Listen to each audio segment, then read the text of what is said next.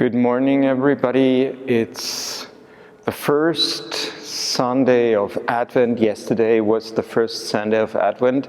So it's a new year. So Happy New Year, everybody. Happy new church year. Because the church has the tradition that New Year begins on the first of Advent.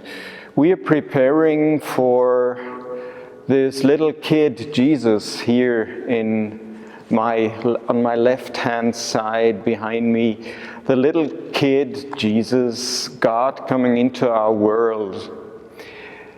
Everyone who ever raised a child from the beginning, from being the toddler, knows that you have really to be awake around such a child. The toddler is crawling around on the floor and it's grabbing like everything standing there, tearing it down, putting it in his or her mouth and looking at it and throwing it away. And you know what I'm talking about if you ever raised or looked for a toddler, for a small kid.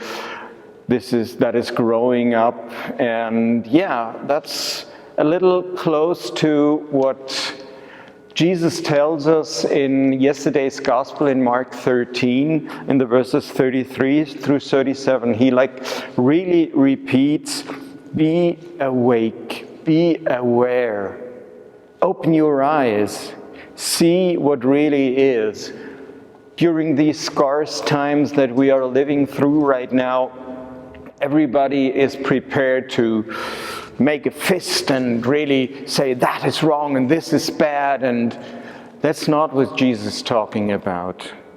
He is talking about an attitude that comes of thankfulness, that comes of being reassured that God is already amongst us, and we should watch out, take heart, be awake and aware that He is coming again. We have to expect the new that is approaching us. And this new is like this little child, and as forceful as his mom and dad.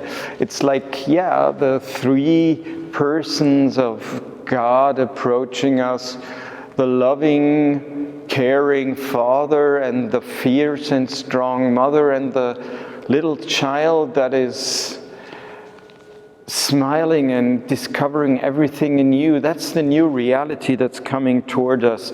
So let us all be attentive and awake to the politics, to the society, to the needs of anybody around us now. Being cold outside, there are so many people who need us right now.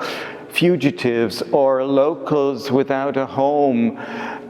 We have to be simply aware that that's our world. Not wanting to make the world up like we think in our head it is, but look at the world as it is.